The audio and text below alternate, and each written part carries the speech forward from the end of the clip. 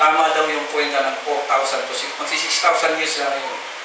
Panarinig niyo sa YouTube, pagka mahilig din kayo mag-gano'n. Ano lalabas yun doon. At least mayroon tayong idea na meron na ngayon mga ganyang klase ng pag-isip. Okay! Ano ang nangyari kay Adan bilang parusa? Yan, sabi doon, pumasok ang kamatayan dahil sa kay Adan. Amen. Anong ibig sabihin ng salitang death? Mabas Tagalog ito. Kamatayan.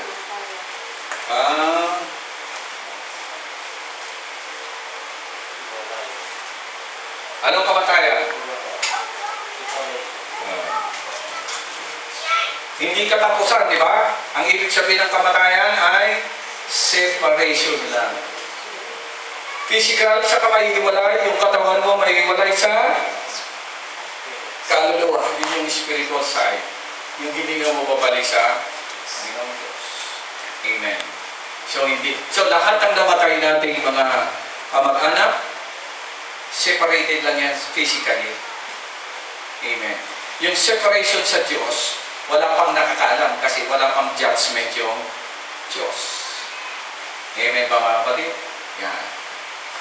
Kung ang kamatayan ay naging problema, kasi pag kinain nila, magkakaroon ng mamamatay sila. So palagay nyo, anong solusyon? Very simple. Ano solusyon?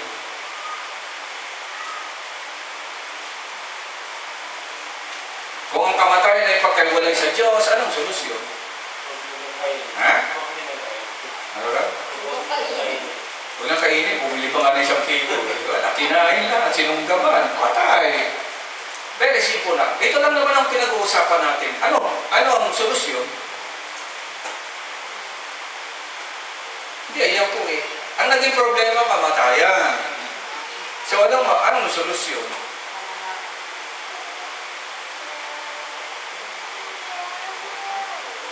So, i-check mo ito. Ayan, hirap maging doktor, no?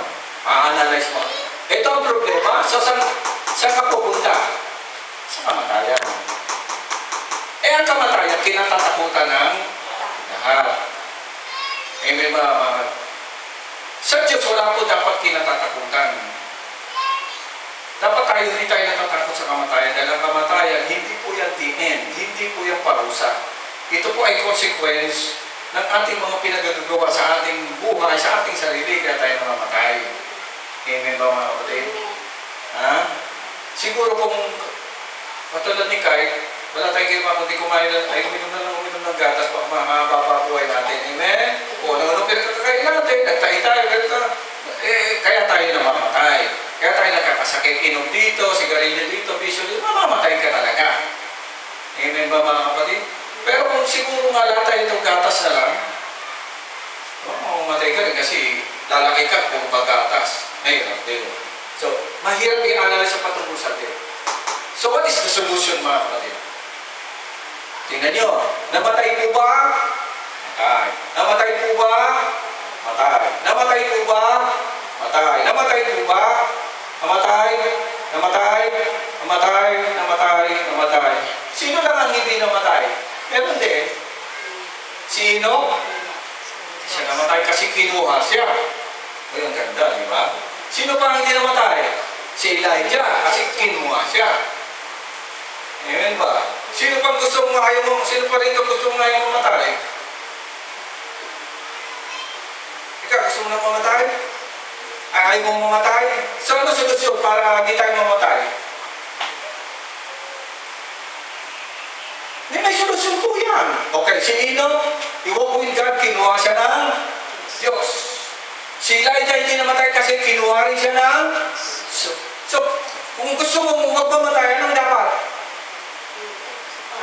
Kunin ka ng Diyos. Amen? Kaya ngayon, pag nag-pray tayo mamaya, pray natin, Panginoon, kunin mo na po. Kunin mo na po. Sasabi po tayo, di ba dating nung? Di ba? Ibig sabihin, mamatay ka na. But, seriously, ako, if I wish sa buhay na ito, I like to die. Gusto ko na mamatay. Kasi walang kwenta ang buhay natin sa totoo lang. Kaya nga sabi ni Paul, kung ako man nabubuhay, di patay na ako, sabi ni Paul eh. Sa totoo lang. Kaya lang ako nabubuhay para sa Panginoon, tsaka para sa iba. Kung ako natatanong, I don't like this life, mga kapatid, puro hirap eh. Amen. Kaya lang hindi tayo mahawak sa buhay nito.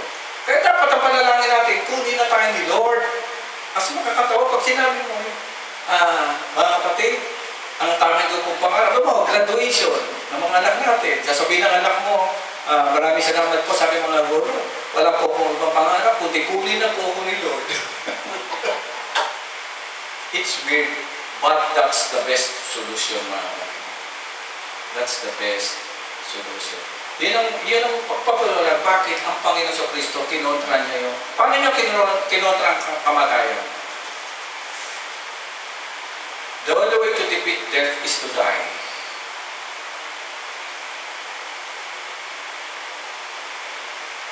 Totoo yan, mga kapatid. Kaya nga pala, nagtataka lang ako, bakit pag may namamatay, iyak tayo ng iyak?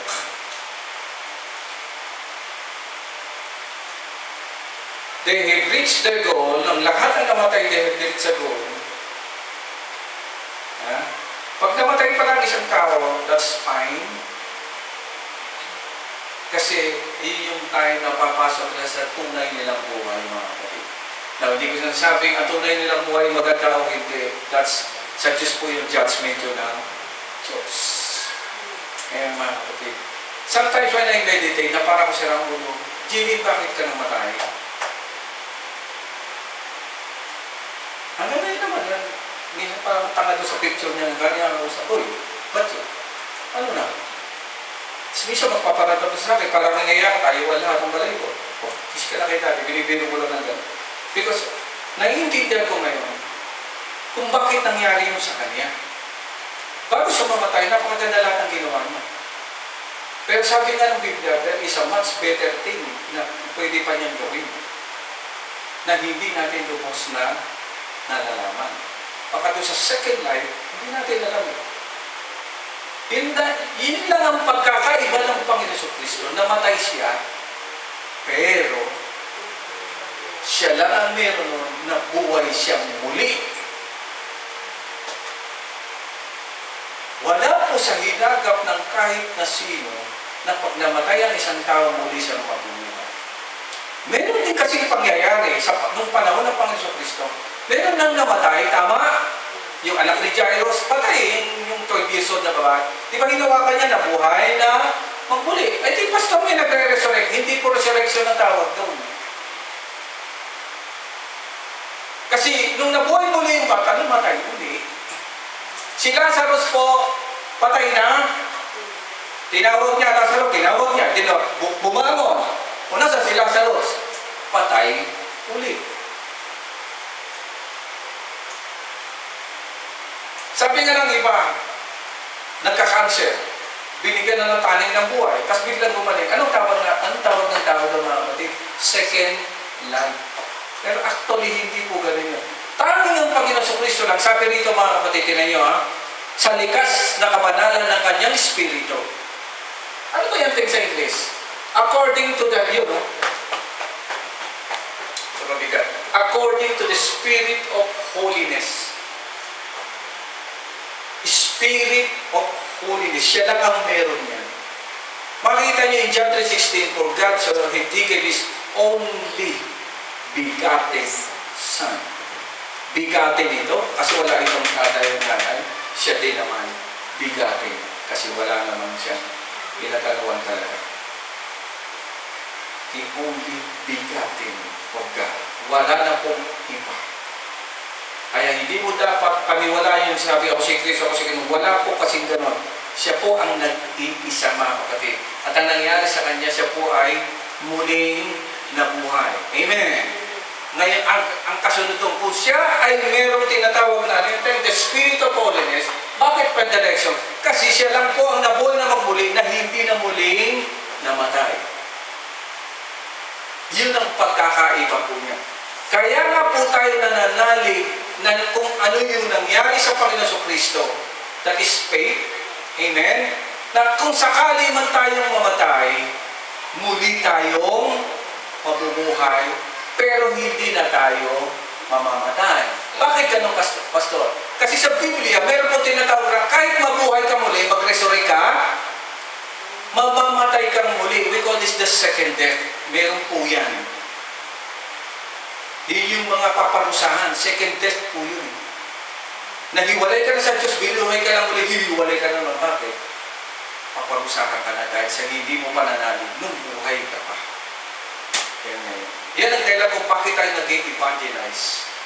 Upang maintindihan ng tao sa digdig nito na ang buhay natin dito, hindi yan ang tunay nating buhay. Pero, buhay ka man ngayon, pag-igihin mo na. Kasi training yan eh. Training. Yung Proverbs 3:5, naalala ko yung salita nga, nakalagay doon, train up a child in the way he should go. Sino nakabasa niya? Ano bang meaning daw niya? Sabi ng isang Hudyo. Karamihan po ng interpretation diyan mali. Bakit mali? Hindi po ba? Kasi nga translation natin, ang pagkaintindi natin, turuan mo yung ano mo, paglaki niya, mapapabuti siya. Hindi, ang translation pala ng mga kapatid, kapag ang bata nasanay ng gano'n, mahirapan na siyang iwal yun. Kaya pala mga natin, pag hindi mo naagapan, pag kinalakihan niya na kahit ano daw gawin mo, hindi mo na yung makaalis. Yung palang salitang, kapag ang bata lumaki ng ayon sa gusto niya, yun lang palang interpretation, hindi mo na siya mababago. Kaya nga ang trabaho natin mga magulang, bata pa sila, sanayin mo na. Sanay po ang term. You cannot teach them, wala pa silang isip. But you can train them. Ibig sabihin train, ulit-ulit. Bandang huli, nag-isip siya, ba't ako paulit-ulit, mauntindihan niya hanggang siya tumanda. Save siya. Tingin yung bata, turuan mo magnakaw, maliit pa. Hindi niya naintindihan ng pagnanakaw. Pero kakasanayan niya niya kapag laki na wala. Kaya pala, kung galing ko magnakaw, wala, tinrain mo. Tapos kayo mo. Kaya nga tayo mga kapatid, evangelism, tinitrain natin ang ating mga sarili, ating mga anak. Nagsagano na yan, mga kapatid. Pag nagkaisip siya, marirealize niya mga kapatid. Makikita niya sa buhay ng Panginoon Kristo, tandaan niyo, maliit pa siya, na-train na siya. Na-train na siya, hanggang sa lumaki siya, ano na ang inantay niya? Sa Mosaic Law, para makapasok ka sa ministry, you have to be 30 years old. Sa priesthood. Ganon po yun. Kaya siya pumasok sa ministry, 30 years old na po. Hindi po siya pwedeng ibig sabihin, maging ang Panginoon Kristo sumusunod sa patakaran. Sino man nabigay ng patakaran? Pwede yung Diyos na kanyang Ama. Amen po. Pagdating ng 30 years old, doon siya binautismuhan. Naintindihan mo mga kapatid. Tapos ano nangyari? Bumaba yung Espiritu Santo. Actually, it is just a confirmation na siya yung hinahanap. Kasi ang nagtatanong po kung sino yung kanyang baptismo, si John the Baptist. Nung nakita niya, ito na po, ito na. Pinsan niya pala. Amen. Naintindihan na po ninyo? Okay. Kung ano nangyari sa unang hagdanan, doon yung Espiritu dumating, ganun din po sa Panginoon. So sa parehas po yan, last Adam po yan, wala nang mauna pa, wala nang kasunod pa. Amen. Namatay nga siya, pero ano nangyari? Nabuhay siya ng muli. Now, para siya hindi mamatay ng muli, saan siya nagpunta? Umalis. Amen. Bakit siya umalis? Yung tanong, bakit siya umalis? At bakit siya muling mabalik? Umalis siya mga kapatid, pansamantala, para nang sa gano'n, makita nila na ang Panginoon Kristo, hindi lang basta-basta katulad ni Adan, lalaman, kundi siya po ay isang spiritual being. Bumalik siya doon sa dati niyang kalagayan. At muli na naman siyang mabalik. Yung muling pagbalik, yun ngayon ang pinagdadalaw. But anyway, tuloy natin. Tapos na po tayo. May tanong po kayo patungkol yan sa physical side,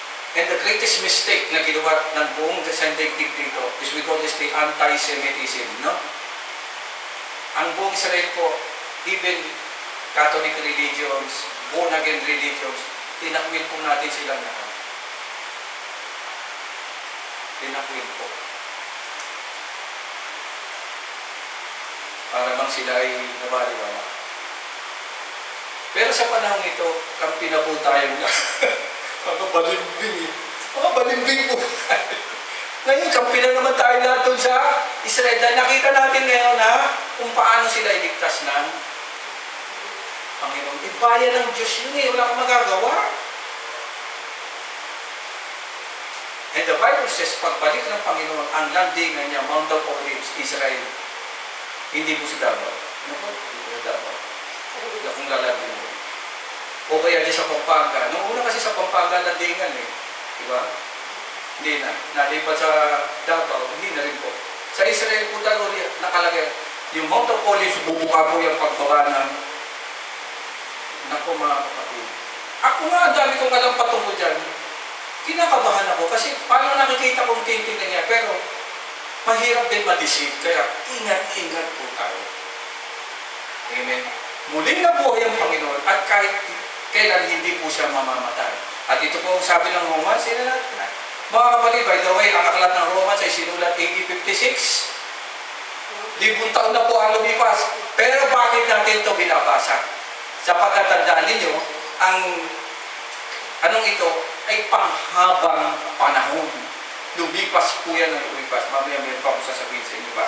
Okay, sa pamamagitan niya, okay, tinanggap namin sa Diyos ang kaloob na maging apostol upang ang lahat ng bansa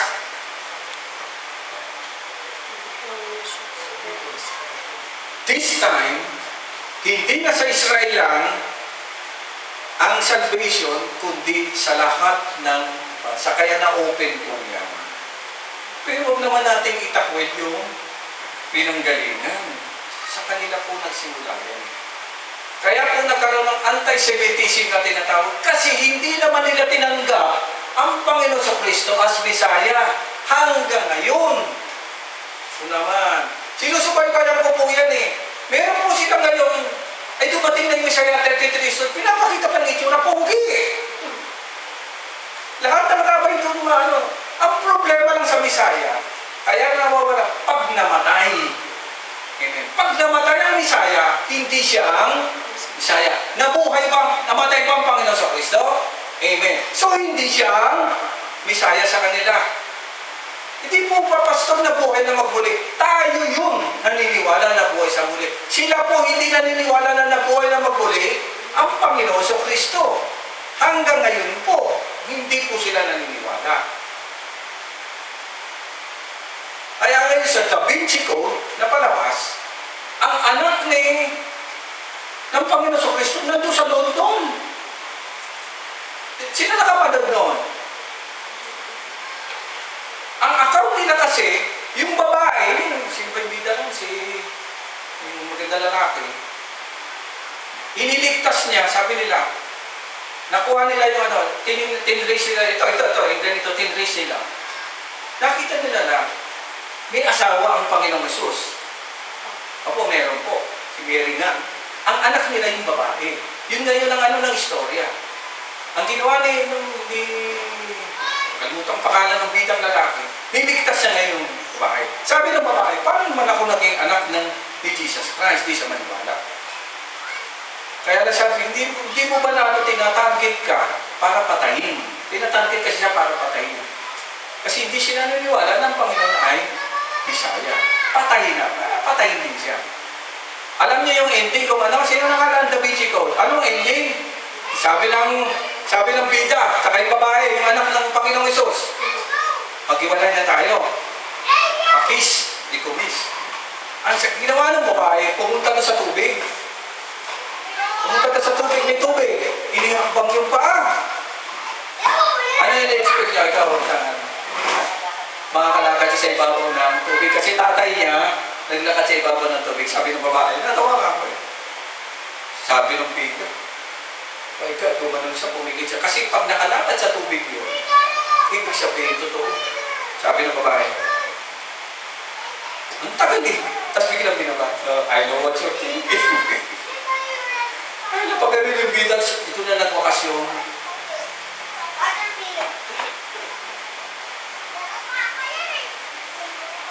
Mga kapatid, ang kasalukuyan nating religion, tatapatin, marami pong inililihim sa atin na hindi nila sinasabi. Kaya nagkaroon ng anti-Semitism. Ito maliwanag para sa lahat na at nakarating nga dito sa bansang Pilipinas. At ang magandang balita, ayon sa aking pagsasaliksik, nahanap na nila ang paraiso. Alam niyo kung nasaan ang paraiso? Saan ang paraiso? Ang sabi doon sa aklat ng Isaiah, sa malayong silangan. Alam niyo na kung ano relayin yun. Sa malayong silangan, darako ang sugo. O, alam niyo na. At nakita nila sa mapa na yung sugo ay ipinanganak at nagkaroon ng iglesia noong 1914 sa katawagang Iglesia ni Cristo. So, sinisugong tinutukoy ito? Si Manuel. Kailan yun? 1914. Noong 1914, in-expected po nila na babalik na ang Panginoon natin. Hindi dumating. Amen. Ano 1914, hindi dumating. 1915, hindi dumating. 1917, hindi dumating. Noong time na yan, kilala ang Iglesia ni Cristo, ang Mormons at Saksi ni Jehovah. Na nagsasabi, sila ang mga tunay na anak ng Diyos. Pero paano nila nalaman na darating na noong 1914? Isang nagangalang John Darby, noong 1837 po, nag-prophesy na tinatawag nating pre-tribulation rapture. Na bago bumalik ang Panginoon, magkakaroon po ng rapture. Kailan nangyari yun? 1800. Sa original, wala pong rapture na tinatawag. Wala po yan. Noong 1800s, yan po ay inilapan ni John Darby. Tandaan niyo yung pangalan mga pwede yung i-research. At siya ang pinaliwalaan ng buong mundo. Kaya nagkaroon ng ganyan. Hindi bumalik ng 1914. Yung pinagkaroon natin, 1915, 17, kaya po ba? 19, nandito sa ano ko eh. Huwag na natin. Ano ba yan? Naka-wifi? Lagay mo, capture. Sige, hintayin natin. Capture, lalabas po yung mga ano dyan kung kailan. Makikita nyo na ang latest noong 1911, ay 2011, naalala niyo? Ay, hindi pala. Nauna pala, 1988. Sabi namin noong 1988, mag-alas 12 na, darating na po rin. Tapos yung mga buragay, napunta na lang sa ano, sa EDSA. Tapos yung sa tulay, naka-uniform sila lang, nakarapyo na. Alam niyo yung story, hindi dumating. Hindi totoo. 2011. At year 2000. Year 2000, di ba? Yung natawag doon, yung ano ng shutdown lahat, sa computer. At hindi na naman dumating. 2008. Hindi na naman dumating. 2011. Hindi na naman dumating. Ang latest, 2017, bago mag-pandemic. Hindi na naman dumating. Ang latest, susunod ay October 9, 2024. Next week. Next week na po. Kasi ang October 2 to 9, Feast of the Trumpets yan. Kinakanta natin sa pagtunog ng trumpeta. The last trumpet ay pagsisignal na darating. Pag tinignan nyo, panoorin nyo nga po yung sa YouTube, panoorin nyo yung timeline na ginamit. Kasi yung mga stars po nag-align-align na. Tingnan mo natin. Ano, ayaw? Ha, ayaw? Hindi, sa ano? Sa Wikipedia yan. Sa... Ayaw. Hindi, wag YouTube.